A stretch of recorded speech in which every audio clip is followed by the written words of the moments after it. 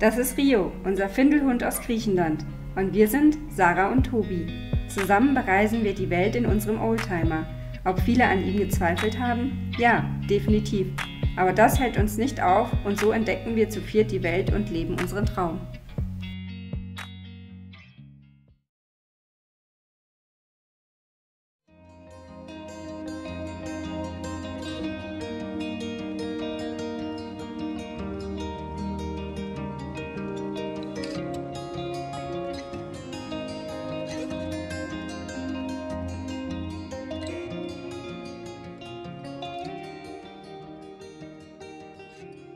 Wir sind jetzt bei der Lagune von Baccala angekommen und ja, was soll ich sagen, circa 8 Kilometer bevor wir hier angekommen sind, hat die Sarah gesehen, was ich übersehen habe in I-Overlander, dass Hunde eigentlich nicht erlaubt sind auf dem Campingplatz und auch auf den meisten Campingplätzen hier an der Lagune nicht. Aber wir haben es trotzdem probiert und ja, hier auf dem Campingplatz, also auf der Grasfläche hier, an der Leine ist es auf jeden Fall erlaubt. Der Hund darf halt nicht ans Wasser, so wie ich es verstanden habe. Und damit bleiben wir jetzt hier, Gott sei Dank, weil wir hätten auch nicht gewusst, wo wir sonst heute hinfahren. Und ja, auf dem ersten Blick schaut die Lagune schon super, super schön aus. Also wirklich türkisblau, sowas haben wir selten, glaube ich, bis jetzt gesehen.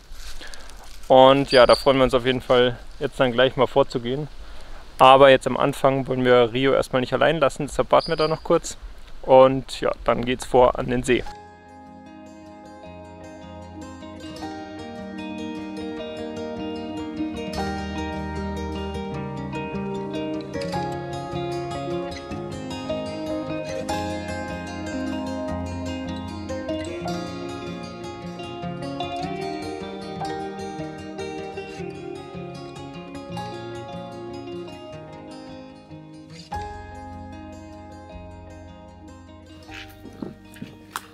Das war's für heute. Jetzt geht's zum Burgeressen.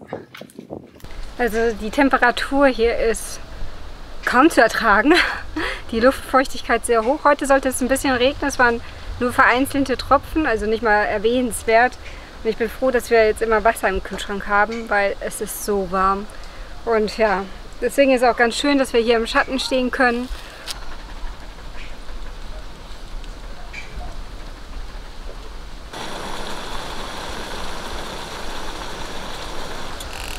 Wie gerade eben beim Wasser schon gesagt, gibt es Burger. Und zwar hatten Arthur und Judith mega gute Burger Patties, vegane. Und wir glauben, dass es die Marke war, Delike. Haben wir jetzt auch gekauft und unsere schauen aber nicht wie Chicken aus, sondern eher sind aus Quinoa und sind entsprechend dunkel bzw. grün. Genau, aber ich muss sagen, in der Pfanne ist er schon perfekt geworden und ja. Geht's los? Geht's Essen los? Jetzt ist der erste fertig. Wenn ich ihn rauskriege.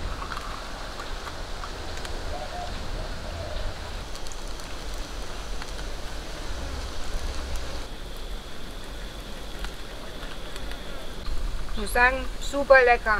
Hast du gut gemacht, Tobi. Dankeschön.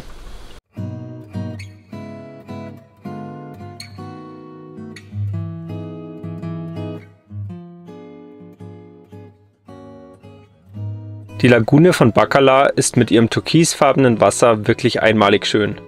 Orte wie diese zu entdecken, obwohl so wirklich entdeckt haben wir die Lagune ja nicht, da es doch recht touristisch war, bedeutet uns auf der Reise wirklich viel.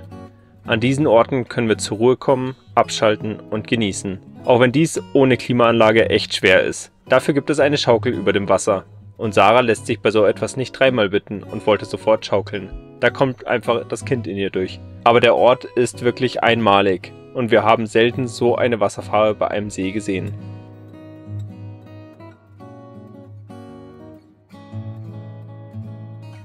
Schilder, die in Mexiko ganz normal sind, sorgen zumindest bei Sarah und mir für ein, zwei Schmunzler, da wir eine andere Bezeichnung für Toilette gewohnt sind. Die Lagune von Baccala ist zwischendurch sehr flach und schmal, was noch einmal eine ganz andere Farbe zum Vorschein bringt. Hier konnte man auch ein Kajak ausleihen und entlang paddeln.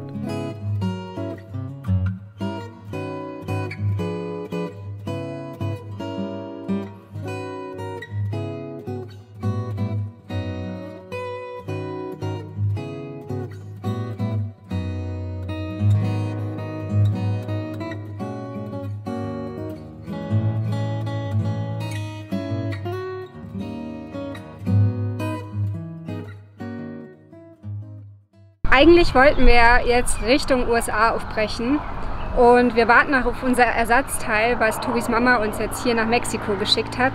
Leider gibt es keinen Express, nur für Dokumente, nicht für Teile. Und es sind jetzt 9 bis 13 Tage, die es dauert und wirft so natürlich alles über den Haufen, wie wir es gerade uns vorgestellt haben und geplant hatten.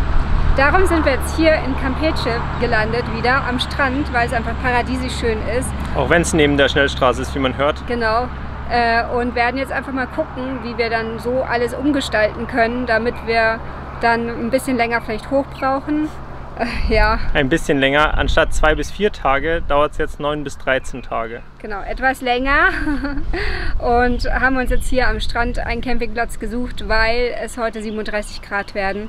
Und darum sind wir ganz froh, hier unter diesem Palapa zu sitzen und etwas Schatten zu haben und direkt vor der Nase auch das Meer zu haben. Der Platz hier ist noch nicht ganz fertig ausgebaut, deswegen kostet es jetzt 200 Peso die Nacht. Das sind so circa 10 Euro. Und es ist sehr, sehr paradiesisch hier. Wir zeigen euch nachher mal den Strand, aber nicht in der Mittagszeit, definitiv nicht. Wir lassen nachher Rio noch mal ein bisschen ins Meer hüpfen und springen auch selbst hinein. Ich sinke ein und ich falle um. Bitte nicht. Ich merke einfach, wie mein Stuhl langsam nach hinten wegkippt. Er hatte zu viel Frühstück gehabt. Und ja, da Tobi morgen auch Geburtstag hat, werden wir vielleicht, je nachdem wie das hier ist, auch den Tag verbringen. Also es ist schon schön, aber Hunde müssen an die Leine, aber seine Hunde eben nicht. Und das macht es für uns mit Rio, der Hundebegegnung an der Leine ja gerade nicht gut kann, nicht einfach. Ja, das ist das einzige Problem hier. Ja, sonst ist es wirklich perfekt. Sonst ist es perfekt, ja.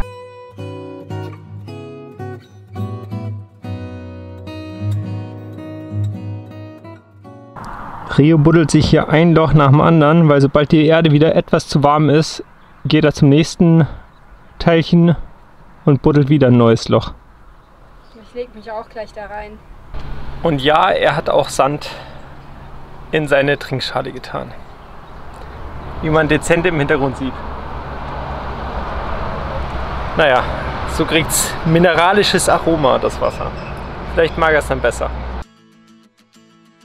Da sind wir wieder auf der karibischen Seite von Mexiko, an einem traumhaften Strand und einem paradiesisch angelegten kleinen Bungalowdorf. Das Wasser ist mit 27 Grad Celsius schön warm, fast schon zu warm für eine richtige Abkühlung. Aber irgendwie doch genau richtig.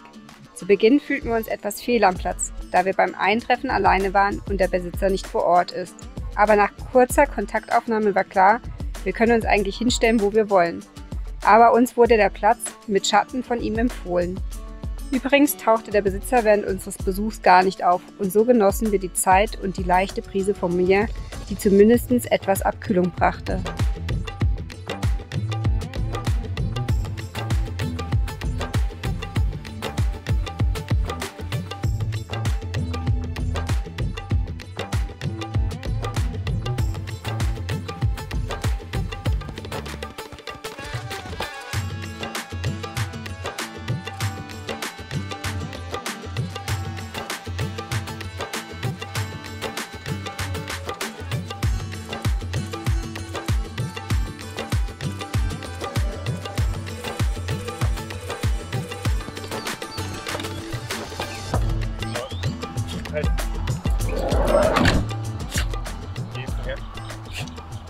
So, heute ist ein ganz besonderer Tag für mich.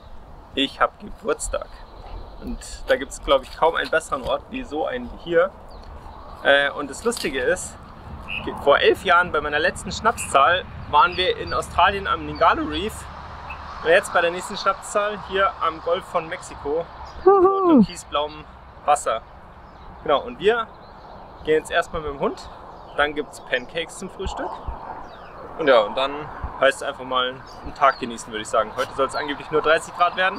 Das heißt von der Temperatur her deutlich besser. Und ja, so lassen wir jetzt den Tag beginnen.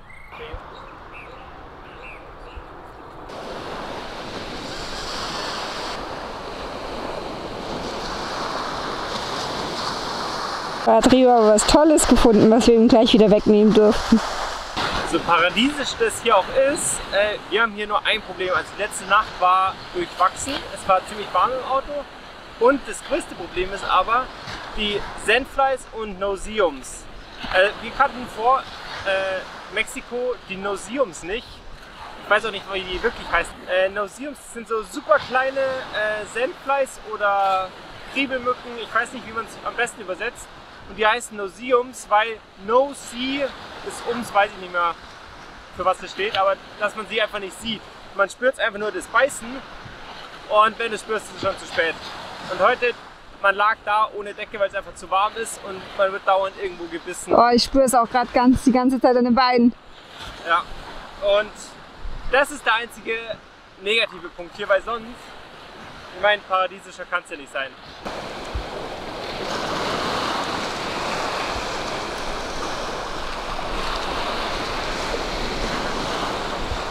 Und auch Rio ist es nach wie vor zu warm. Er hat sich jeden Tag mindestens so stark. Mindestens. Also wir haben es mit der Unterwollenbürste, kriegen wir es sehr viel raus.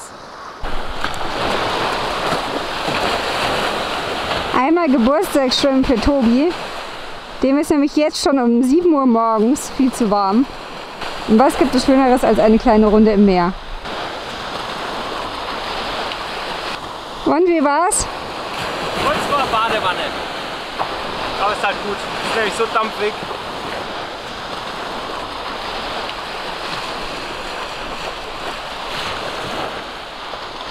Jetzt geht's zurück und das Geburtstagskind kriegt Pancakes. Das würde ich gerade für was Elektrisches geben. Das ist dein Training für heute. Ja, aber ich habe hier eine Wunde, ich kann nicht gut rühren. Soll ich's machen? Nee. Ich wollte es nur dokumentiert haben.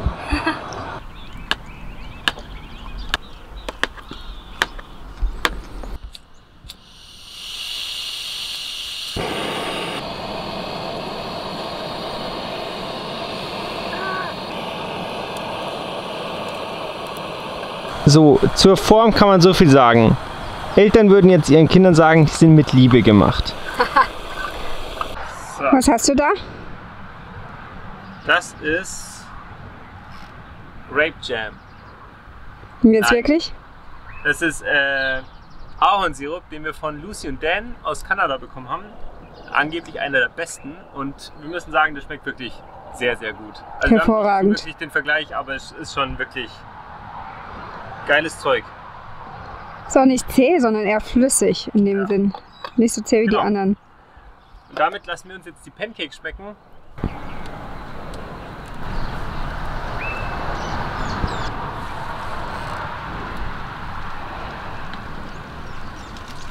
Schmecken tun sie. Sehr gut. Besser als die Dosenspaghetti, die ich dir vor 11 Jahren serviert habe. Ja, die ich dann nicht vertragen habe, ja. Jetzt ist heute die Sonne nicht so rausgekommen wie die letzten Tage. Es ist sehr bewölkt, aber wir gehen jetzt trotzdem ins Wasser.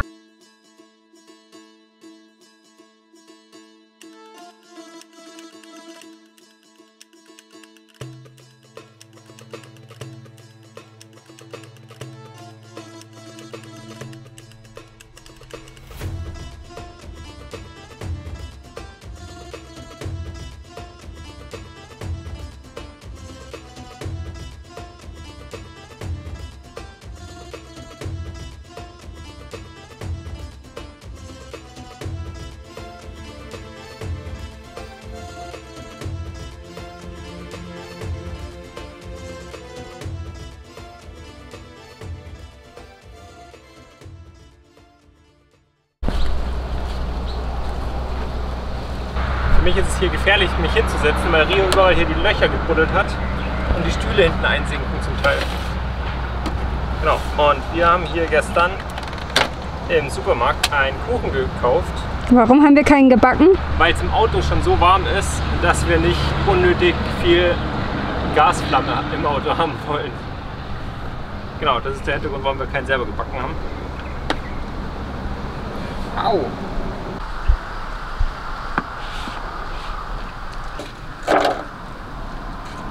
Achso, wir haben hier nebendran eine Schweizer Nachbarin, die kriegt eben ein bisschen Kuchen von uns, damit sie mitfeiern kann. Sarah, willst du auch oder essen wir dazu? Ich esse dann aus der Hand. Das ist aus der Hand, mache ich das auch. Bin mal gespannt. Um nicht spülen zu müssen. Ja, aber er schaut schon mal Er schaut saftig aus. saftig aus. Nee, ist sehr gut. Ich würde sagen, den lassen wir uns jetzt schmecken. Und ja, nachher gibt es dann noch Burger. Also eigentlich essen wir heute den ganzen Tag nur. Es klingt so, ja.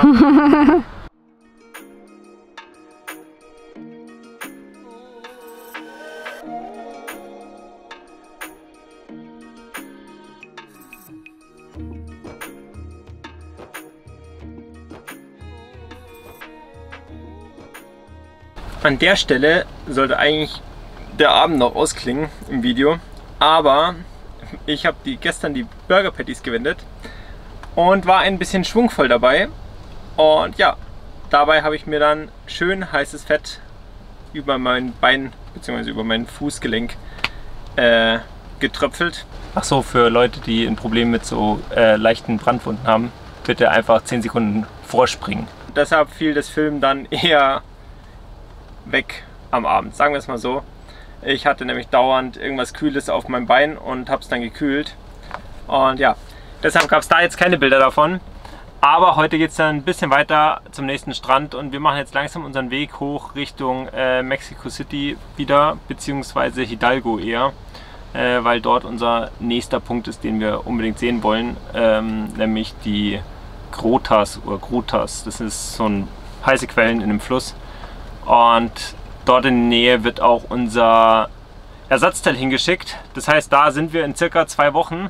Und ja, jetzt tingeln wir halt langsam die Küste hoch. Küste, Inland, wie auch immer. Wir wissen es noch nicht genau, wie wir es machen. Und hängt auch ein bisschen vom Wetter ab, weil im Moment regnet es hier. Aber ja, so ist der aktuelle Plan. Wie ihr seht, relativ planlos. Sind wir da durch? Alter. Nicht geil. Gar nicht geil. Oh mein Gott! Ein River Crossing! Happy Birthday, Sven! Happy Birthday! Alter Falter.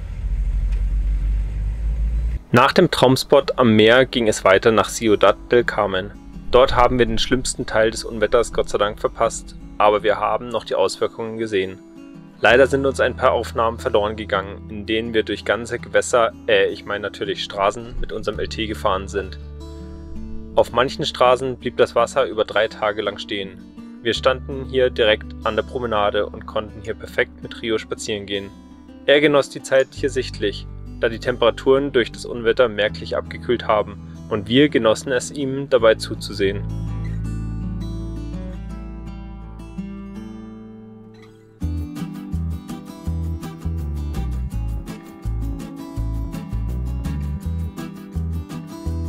So blieben wir direkt ein paar Nächte hier stehen. Am Abend hatten wir meistens wunderschöne Sonnenuntergänge zu bestaunen und im Anschluss brachen die Nächte herein. Wie es der Zufall wollte, standen wir direkt neben einer Reihe von Streetfood-Läden, die gegen Abend öffneten. Im Laufe der Abende waren wir nicht nur einmal Kunden und probierten die ein oder andere Spezialität aus.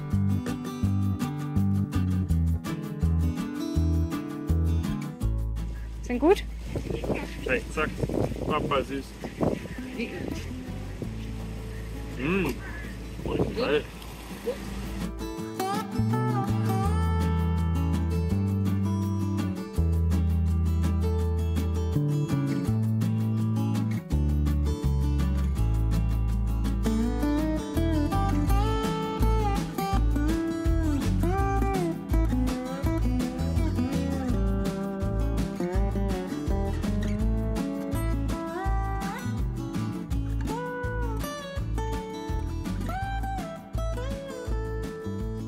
Reiß mal hinein. Der ist viel zu heiß, aber ich kann schon mal einen Oreo oben raus essen. Das ist eine Oreo.